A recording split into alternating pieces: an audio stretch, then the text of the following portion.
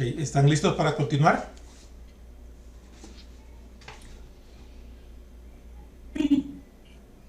Muy bien. Ok, entonces vamos a comenzar con lo que sería ya el ir agregando diapositivas a nuestra presentación.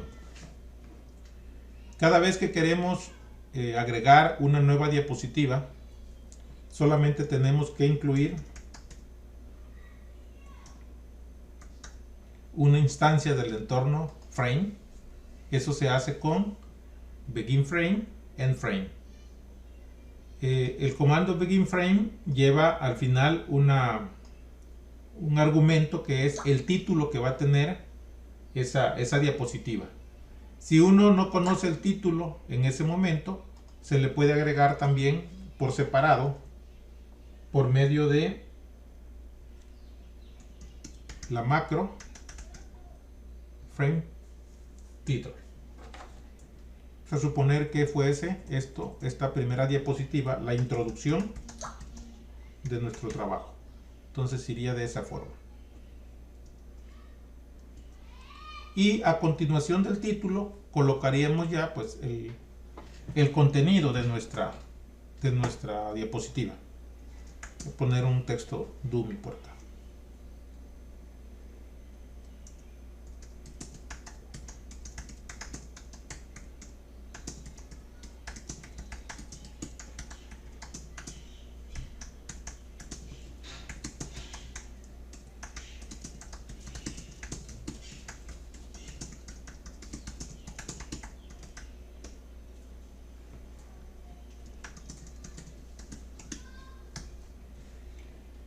Bueno, esta era una compilación para observar el efecto que se genera con la introducción de la diapositiva, y vemos que aquí en automático nos aparece la nueva diapositiva con su título, su contenido, el cual siempre va centrado en la diapositiva actual, centrado en lo que se refiere al espaciamiento vertical. Eso quiere decir que si mi diapositiva tiene muy poco contenido, me va a agregar un espacio vacío en la parte superior, un espacio vacío también en la parte inferior, de tal manera que el texto que estoy agregando quede de esa forma, quede centrado pues. Sin embargo, el centrado, decía yo, solo es vertical. Horizontalmente, vean que tiene lo que le llaman una justificación del texto. Si se quisiera también centrar verticalmente, existe un switch en LaTeX que es centering. De esa manera se centraría también horizontalmente. Como está ahí, ¿verdad? Que en este caso, bueno, no es muy adecuado. Y entonces lo voy a quitar.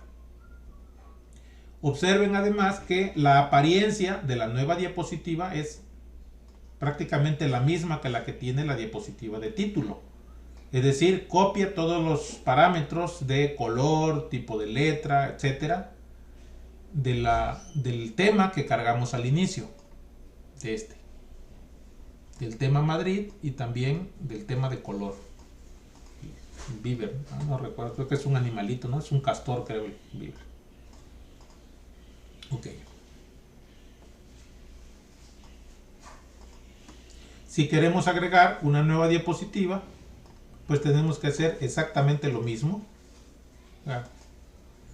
Evitar la fatiga, aquí simplemente voy a pegar la anterior y vamos a suponer que esta sería nuestra segunda diapositiva, que hablaría de materiales y métodos.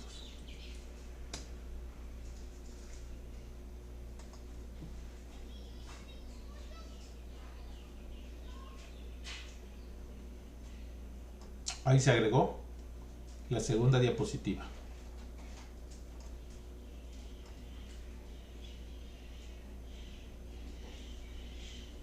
Ok, voy a replicar esto para una diapositiva más.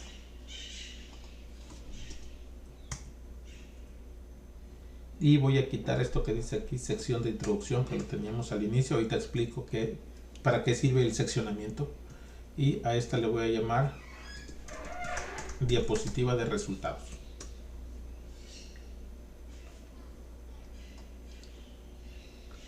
Ok. Miren, cuando tenemos una presentación con varias diapositivas, por lo general es conveniente hacer una pequeña introducción al inicio explicando cuáles son las partes de nuestra presentación. Algo así como que comenzaré haciendo una introducción al tema, bla bla bla, posteriormente les hablaré de la metodología y finalmente presentaré mis resultados y mis conclusiones. Bueno, cuando uno hace esta narrativa, generalmente va uno mostrando en pantalla los diferentes puntos o las diferentes secciones en que estará dividida nuestra presentación. Sería conveniente entonces tener una diapositiva donde estuviese el contenido o el índice, si le quieren llamar así, de la presentación. Para que uno pueda generar el contenido a partir de las diapositivas que tenemos, es conveniente que el documento esté seccionado. Seccionado quiero decir que tenga marcado dónde empieza una sección, dónde empieza otra. Esto se puede hacer con el comando section.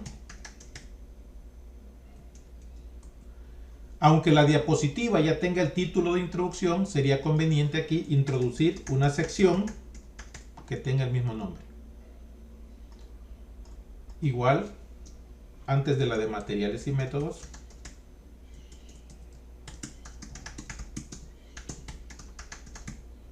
y también antes de la de resultados.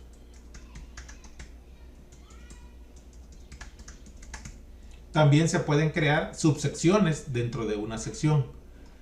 Si compilara ahorita el documento, no observaría en absoluto ningún cambio, porque la macro section no introduce ningún texto en el documento, por lo menos no en la clase Beamer. Es solamente para tener una organización de forma lógica de nuestro contenido. Pero también me es útil para cuando uno quiere extraer la tabla de contenidos, es decir, el índice. La tabla de contenidos no se puede extraer a partir de los títulos de las diapositivas, tiene que ser a partir de los nombres de sección. Puede ser que uno nada más necesite copiar el contenido, al inicio de la diapositiva. Eso es sobre todo de las diapositivas cuando es una presentación corta. Si es una presentación larga, por ejemplo, hay algunas que pueden durar, no sé, 2 horas y que tengan muchas secciones, es conveniente al finalizar cada sección y antes de empezar la otra, reubicar al usuario, al público o al participante, al espectador, como le quieran llamar, ubicarlo en qué parte de la presentación nos encontramos en ese momento. Entonces sería conveniente al inicio de cada nueva sección copiar la diapositiva donde está el contenido y marcar en qué parte de ese contenido en ese momento estamos ubicados. Bueno, voy a ver primero cómo se haría si nada más quisiéramos colocar el índice al inicio. Después de colocar el frame con el título, colocaríamos un frame con el contenido. Eso se puede hacer insertando un nuevo frame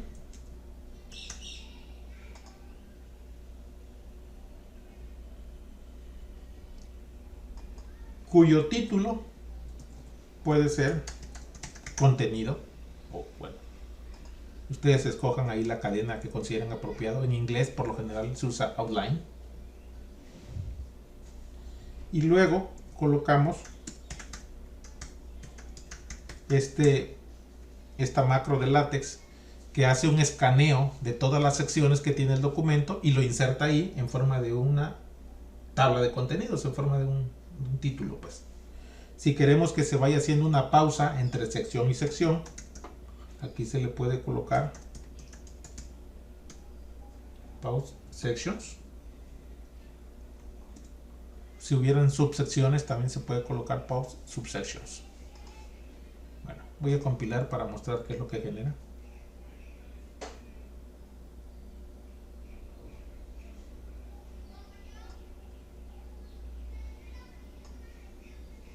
Ahí está, miren, pueden ver en el lado derecho lo que quedó.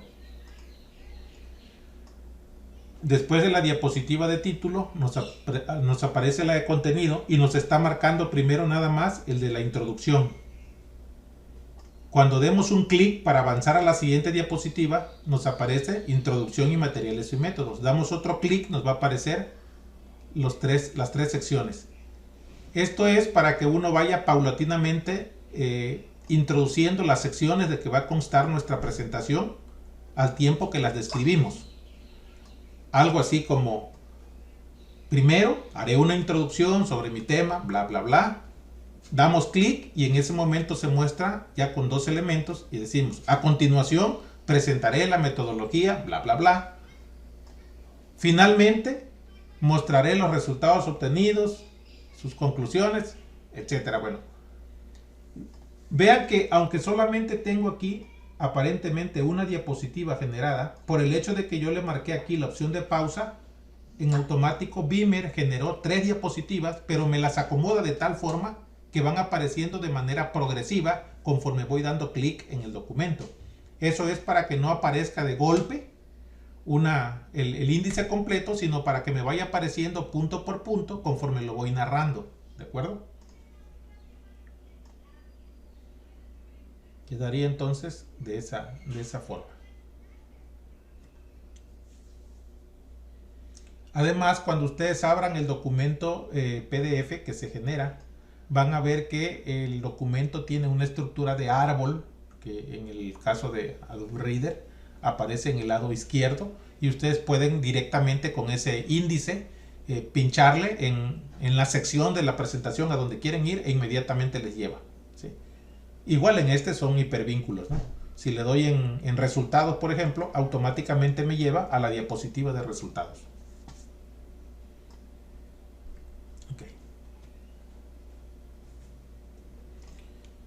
La otra forma, les decía, es que si la presentación es muy larga, por ejemplo, una presentación con más de 50 diapositivas, no es común en una conferencia, pero hay ciertas presentaciones, no sé, en simposios u otro, donde el orador se pasa más de una hora presentando su tema y pueden haber muchas secciones y subsecciones en el documento. Sería conveniente que cada que termino una sección y voy a empezar la siguiente, reubique al lector, vamos a decir, a quien está atendiendo la presentación, en qué parte de la presentación me encuentro. Esto se puede hacer de la siguiente manera. Sería conveniente que eso lo colocáramos aquí en el preámbulo.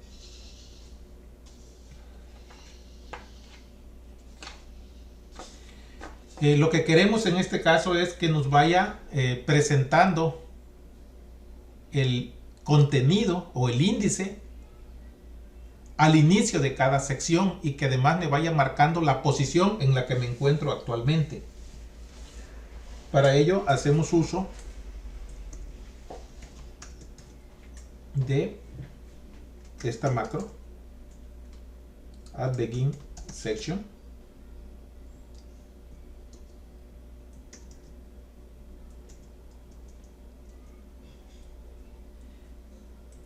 Y aquí colocamos, y bueno, voy a hacer lo que hace el flojo, copiar esta parte y pegarla aquí. Nada más que en lugar de decirle que pause entre sección y sección, aquí le voy a especificar que me muestre en qué sección me encuentro en ese momento. Básicamente con esto le estoy instruyendo a Beamer que al comienzo de cada sección me muestre una diapositiva con el contenido y que además me marque en esa diapositiva de todas las secciones que tenga la presentación en cuál me encuentro en ese momento. Me la va a resaltar, pues. Bueno, si ya le coloqué esto, ya estaría de más lo que coloqué aquí al inicio. Esto ya lo puedo comentar. Acuérdense que en la forma que estaba aquí solamente aparece una vez. Esto es lo que se acostumbra para presentaciones cortas. Le voy a poner aquí un comentario. Presentaciones cortas. Y esto es lo que se acostumbra para presentaciones largas.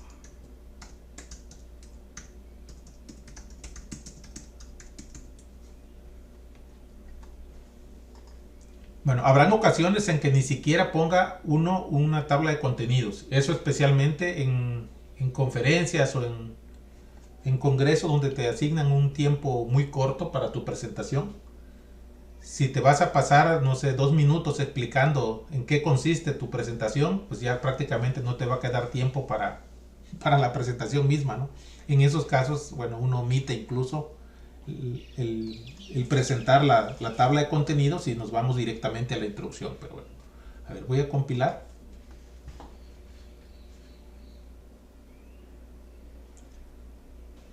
Para mostrar cuál es el cambio. Aquí está, miren.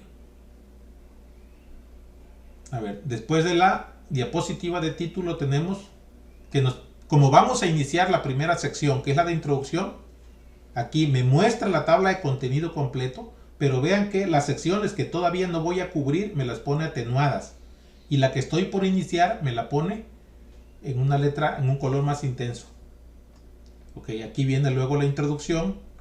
Y cuando ya me voy a saltar a la de materiales y métodos, me trae otra vez la tabla de contenidos completa, pero me remarca cuál es la sección que estoy por iniciar.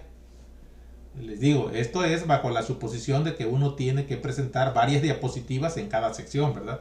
Si una sección solamente contiene una diapositiva, no tiene mucho sentido estar haciendo esto, ¿verdad? Sería nada más consumir un tiempo que es valioso para explicar otras cosas. De igual forma, cuando nos vamos a la siguiente sección, igual aquí nos aparece de nuevo esto, resaltado. Aquí posiblemente no se ve el efecto por la manera en que lo estoy compilando. A ver, miren, esta es la manera en que uno puede descargar el archivo PDF de Overleaf, para quien no lo ha hecho. Aquí en la parte donde en el lado derecho donde nos aparece la opción de compilar, dice descargar PDF. Se me copia aquí en una carpeta local y ahora lo voy a correr.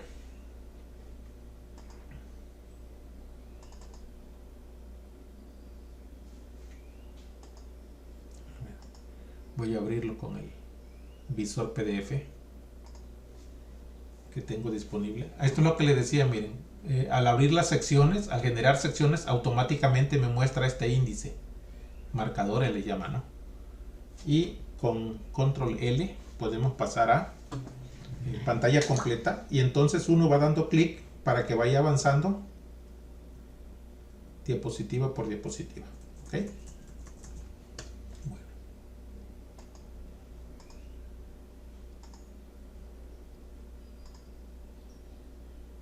Hasta aquí, no sé si tienen alguna pregunta sobre cómo crear los frames, las diapositivas y cómo ingresar la tabla de contenido. Les escucho.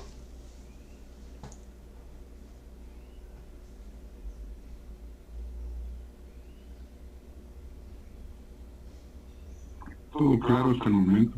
Ok. Bueno, continúo.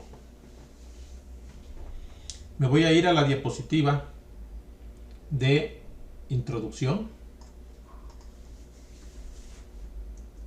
Y voy a agregar un elemento que generalmente uno utiliza cuando va explicando algún asunto cualquiera que consta de varias partes o que tiene varios aspectos, que son las listas. Para agregar una lista utilizamos el entorno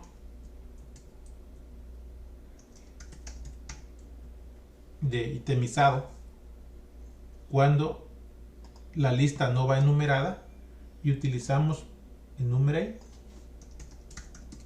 cuando es una lista con números. Las itemizadas es para cuando queremos una lista que le llaman con bolos, ¿no? O con bolitas, con viñetas le llaman en Word. Que, bueno, los diferentes partes que lo componen no tienen un orden o una posición específica dentro de la lista. Voy a colocar aquí, por ejemplo, 1, 2, 3.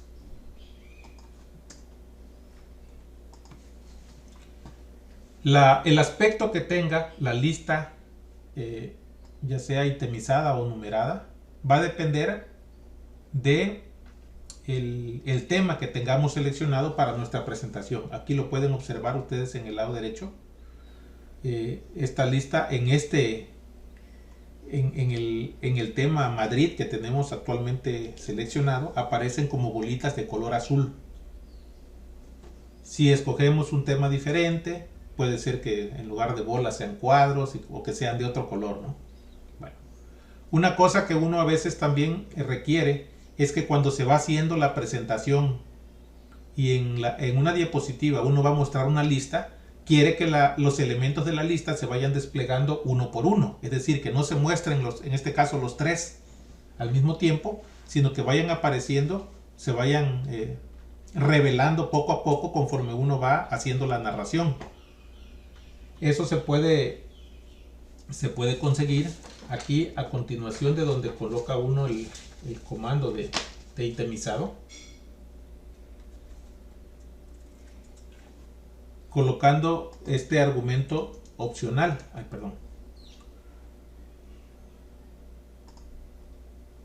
Como es un argumento opcional, va colocado entre corchete, se pone el signo menor que, luego los símbolos más y menos, y después el signo mayor que. Okay. Con esto que acabo de colocar, estoy instruyendo al paquete Beamer que cuando se haga la compilación me genere 3 diapositivas. En la primera diapositiva va a aparecer solamente revelado el primer ítem, el primer elemento. En la segunda van a aparecer revelados los 2 primeros, y en la tercera van a aparecer revelados ya todos. Eso es, como decía, conforme voy haciendo mi narración, voy dando Enter, y cada vez que presiono Enter o avanzar, me muestra el siguiente elemento de la lista. Voy a compilar.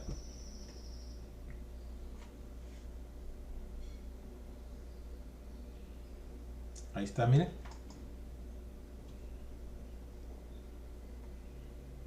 Solo aparece uno, luego aparecen los 2 y después aparecen los 3.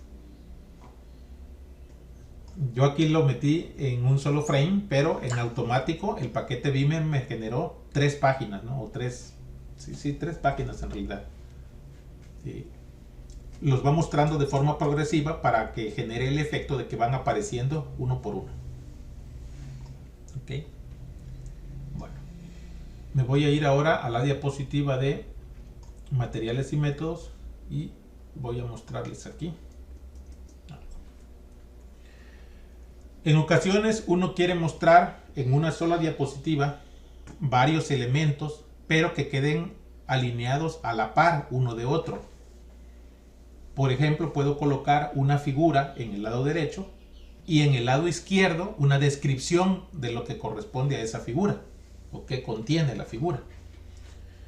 Para colocar eso debemos utilizar el entorno columnas, y finalizarlo en alguna parte con en columns. Luego, cada vez que vamos a definir el contenido de una columna, tenemos que colocar column entre llaves las dimensiones respecto al total de la pantalla que va a tener esa columna. Por ejemplo, yo puedo decir que esta columna tenga 0.5 de la anchura total del texto, es decir, para que ocupe media pantalla. Cuando quiera yo ingresar una nueva columna, aquí vuelvo a colocar column y la anchura de la nueva columna. Voy a colocar este mismo texto en la siguiente columna para que podamos ver el efecto. Compilo.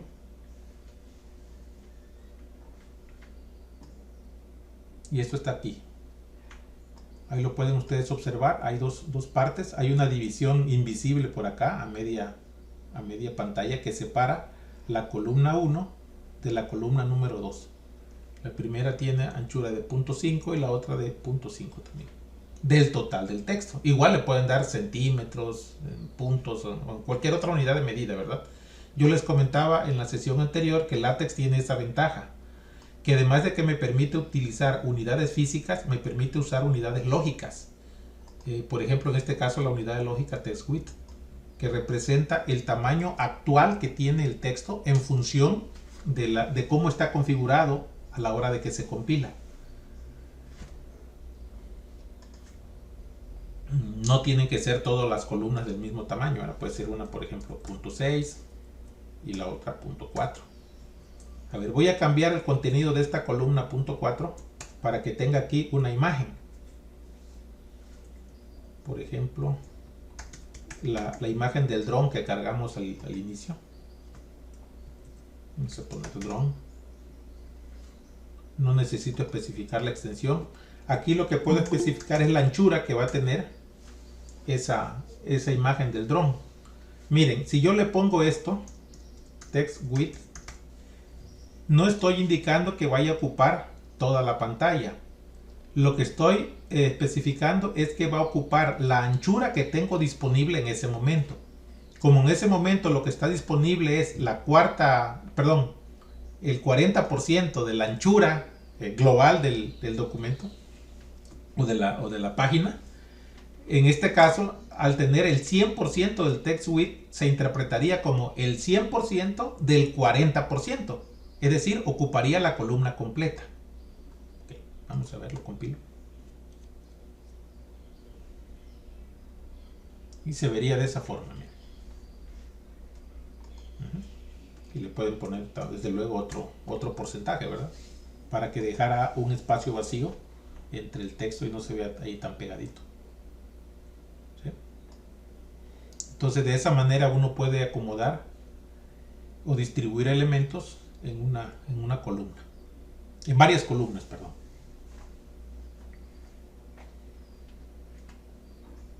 Muy bien. ¿Algo que preguntar sobre esto o comentar?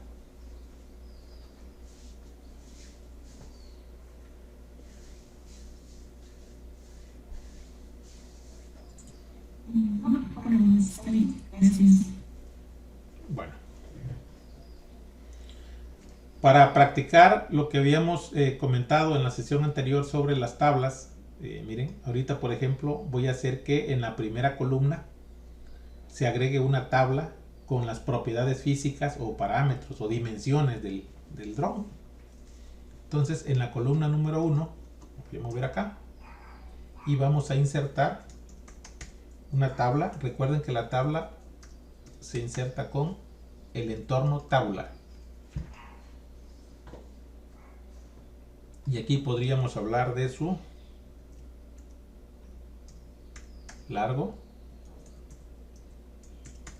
de su ancho y de su alto o altura del dron.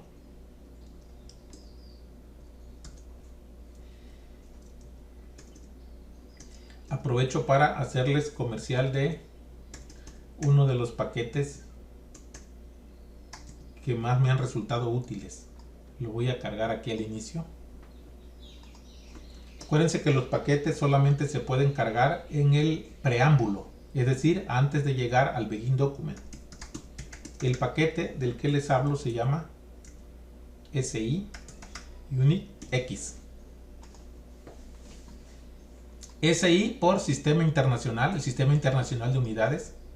Y bueno, esto porque nos sirve para ingresar cantidades con su correspondiente unidad de medida.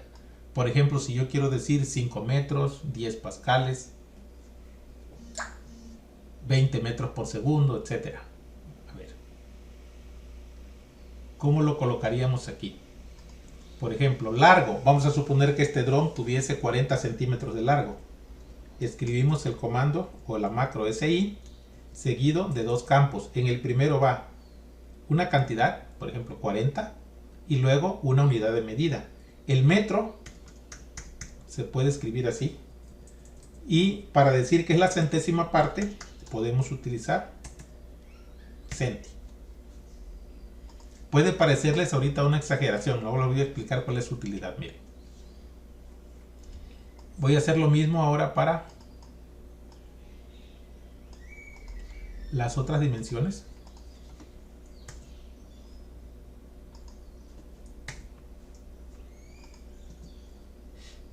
Por ejemplo, su ancho también 40 y su alto le voy a poner, vamos a suponer que fuera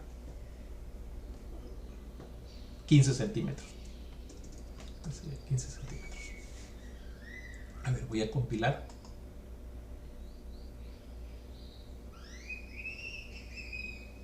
Miren, esto es lo que generó esta tabla. Acuérdense que para que sea un elemento flotante tiene que ir encerrado en un entorno table. Si no lo coloco, porque a lo mejor no quiero colocarle un pie de tabla o un encabezado de tablas, pero sí quiero que se vea como una tabla independiente que no forme parte del párrafo, es necesario ingresarlo al menos en un entorno descentrado, que sería Begin Center, y aquí al final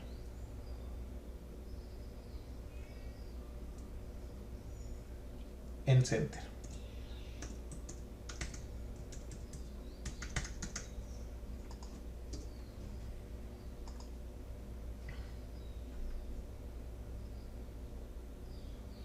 De esa manera quedaría así. Les había también comentado que por lo general consideran un mal estilo, bueno, de mal gusto, pues que hayan divisiones verticales en una tabla. Más bien lo que se recomiendan son divisiones horizontales. Y también casi por regla general los editores o los revisores te lo van a marcar, es que todas las tablas deben llevar un encabezado en cada columna, una descripción de qué cosa va en cada columna. En este caso, por ejemplo, podríamos decir que en la primera columna va la dimensión y en la segunda columna va la medida.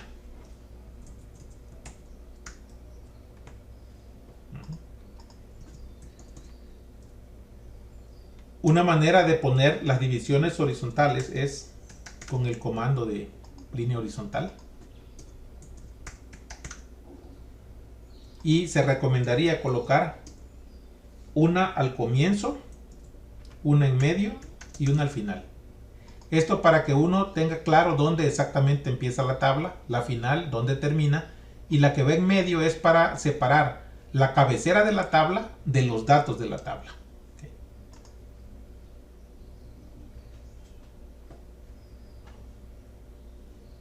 Quedaría más o menos así. Bueno.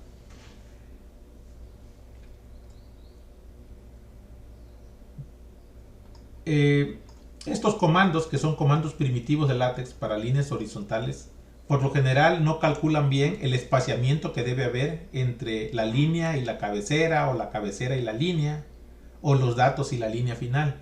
Entonces, para ello hay un paquete que nos ahorra el trabajo. Se llama BookTabs. Es de los paquetes básicos, todas las distribuciones de LaTeX lo traen. Y entonces en la tabla, en lugar de colocar la línea horizontal del inicio como una simple H-line, lo vamos a colocar como top rule. La otra como línea media y la de abajo como línea al final. De esa manera la tabla tiene un aspecto más presentable, más nice, pues, más cool. Acá está, miren. Este es el estilo que suelen utilizar en los editores de Elsevier y de la IEEE con la BookTabs. Bueno, no había explicado por qué utilizar el paquete SI para meter unidades de medida. ¿Por qué no hacerlo directo? ¿Por qué no escribo 40 seguido nada más de cm? Miren, la separación que hay entre el número, en este caso 40, y la unidad de medida, que son los centímetros, no es cualquier separación. Bueno, yo podría poner un espacio simplemente, o podría poner junto la C de centímetro con el número 40. Sin embargo, hay unas reglas sobre cómo se debe escribir correctamente una cantidad física, y eso viene por ahí, lo encuentran en si no mal recuerdo, es la norma ISO 90000. El caso es que hay recomendaciones de qué tamaño es la separación, si la abreviatura de la unidad de medida tiene que ir en letra romana o en letra cursiva, que si no se debe separar la abreviatura nunca de la unidad, si siempre se deben mantener juntas. Todo eso, cuando lo quiere uno hacer o asegurar de manera directa con comandos de LaTeX, se complica. El paquete SI nos simplifica todo eso. Nada más lo que tengo que hacer es escribir la cantidad, o sea, la magnitud quiero decir, y a continuación la unidad de medida. ¿Sí? Incluso tiene la ventaja de que, por ejemplo, pueden escribir en notación científica y automáticamente hace el formateo. Miren, voy a escribir por ejemplo esto como 1.5 E-7. Lo voy a compilar.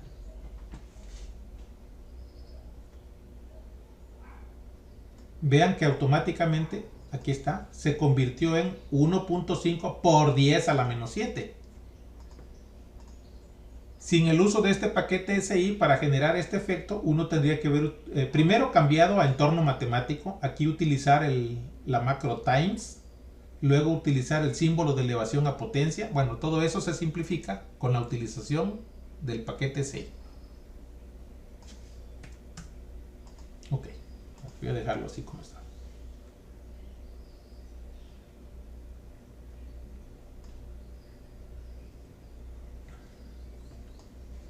A ver qué otra cosa les iba yo a comentar.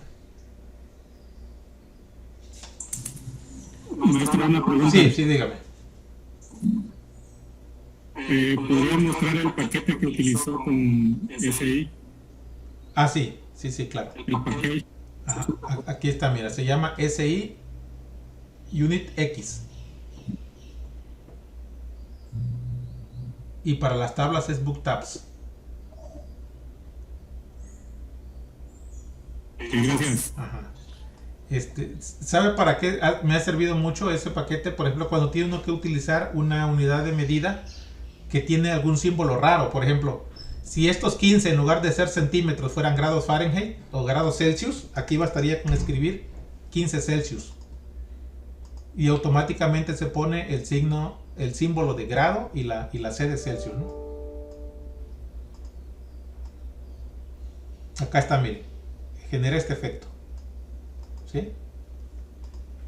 Igual, por ejemplo, si es una resistencia eléctrica medida en ohms, aquí nada más cambias por ohm. Y si son micro ohms, nada más le antepones el prefijo micro.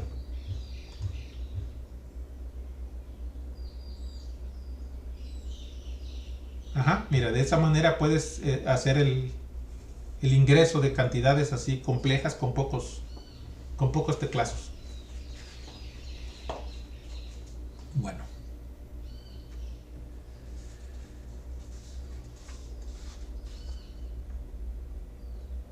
Ok.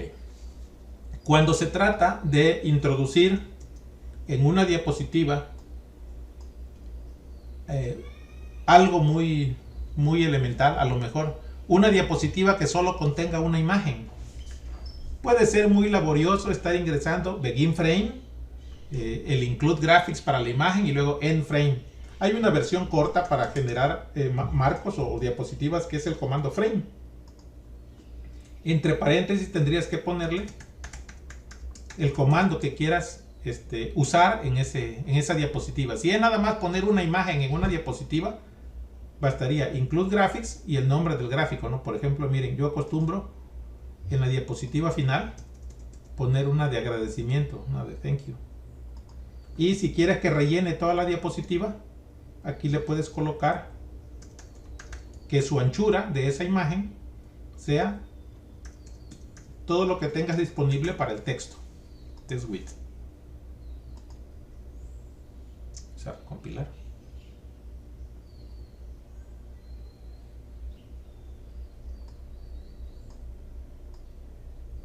Miren, ahí está. Nos aparecería esto. Igual pueden hacer begin frame, end frame y dentro del entorno frame colocar esta expresión, pero al ser algo muy simple, pocas cosas que incluir, pues generalmente se hace directo con frame. Bueno, otra cosa que también se usa, bueno, eso es una costumbre también que tenemos ahí en el posgrado, y lo recomiendo bastante para presentaciones en conferencias o congresos, que al final vuelvas a colocar la diapositiva de inicio, es decir, donde aparezca nuevamente el nombre de tu presentación, tu nombre, posiblemente ahí está tu dirección de correo electrónico en donde te van a contactar. Eso quiere decir que tendríamos que repetir todo esto que está aquí, ¿de acuerdo? Lo que estoy marcando ahorita, el begin frame con el include graphs, tendríamos que repetirlo. Una manera de no repetir todo eso, es decir, de no volverlo a escribir, que bueno, quizá parezca muy trivial porque dirían, pues es nada más cópialo y pégalo, ¿no? Pero mi recomendación para ahorrar también un poco de código en el archivo fuente, de paso sirve que les explico cómo se crean nuevos comandos. Generar un comando para hacer el dibujado de su diapositiva inicial utilizando la macro new command. Con new command ustedes pueden generar un nuevo comando, le llamé aquí my title, de tal manera que cada vez que yo invoque o haga una llamada a esta macro, es equivalente a que yo estuviera ejecutando todas estas instrucciones. My title es primero el nombre que va a tener el nuevo comando o la nueva macro que estoy generando, y luego entre llaves el contenido de esa macro. La primera vez cuando uno define esa macro, no se está utilizando todavía, solo se declara. Si queremos que realmente se utilice, hay que invocarla. Aquí tendríamos que poner my title. Y si quiero que la diapositiva inicial se repita al final, aquí también tendría que hacer una llamada a my title. Ya estoy haciendo de nuevo la compilación. Y a ver, esta es la diapositiva inicial. Me voy hasta la última y lo que tiene es una copia de la diapositiva inicial. Por lo general, cuando uno termina la presentación y pasa a la sección de preguntas con el público, esta diapositiva es la que está visible, ¿verdad? Para que nuevamente el público vea quiénes somos, el nombre de nuestro trabajo. Posiblemente aquí esté también nuestra dirección de correo electrónico, que sabrán dónde contactarlos. Si les interesó nuestra presentación, más de uno ya habrá tomado nota de quiénes somos, cuál es nuestra dirección de correo, para que posteriormente se ponga en contacto con nosotros. Entonces esa es la idea, de que al final vaya, digamos, duplicada esta diapositiva de inicio. Muy bien. Entonces lo hicimos, a ver, acá está de nuevo, a través de crear un nuevo comando. Es decir, los comandos en LaTeX se les conoce también como macros o macroinstrucciones. Es simplemente un conjunto de instrucciones que, para no tener que repetirlas una por una, les asignamos un nombre y cuando las requerimos le hacemos una llamada a través de su nombre. Los que son programadores, miren, acostumbran que cuando se define una nueva macro, cuando se comienza un entorno, hagan un sangrado y lo colocarían de esta manera. Esto debe serles bastante familiar a los que vienen del área de programación, los que estudian computación, por ejemplo. Y muchos que escriben documentos en LaTeX siguen ese mismo criterio, ese mismo estilo, perdón. Pueden hacerlo también, ¿no? Para que se acostumbren a que sea estructurado su documento. La verdad es que estos espacios adicionales que uno inserta aquí son ignorados al momento de que se hace la compilación. Así que no pasa nada si le van poniendo sangría hacia la derecha, con tal de, en este caso, por ejemplo, ver dónde comienza la definición de mi macro y dónde termina, es lo que está alineado. y todo lo que forma parte de su cuerpo está recorrido hacia la derecha. La verdad es que cuando son documentos muy grandes y hay muchas cosas anidadas dentro de otra, ya esto no es muy conveniente, porque te manda, por ejemplo, si ya tienes 5 cosas anidadas, ya te insertó 5 tabuladores y nada más los 5 tabuladores ya se comen el espacio de tu pantalla. Entonces también hay que usar este estilo con sensatez, ¿verdad? Con mesura. Ok, ¿alguna pregunta hasta aquí?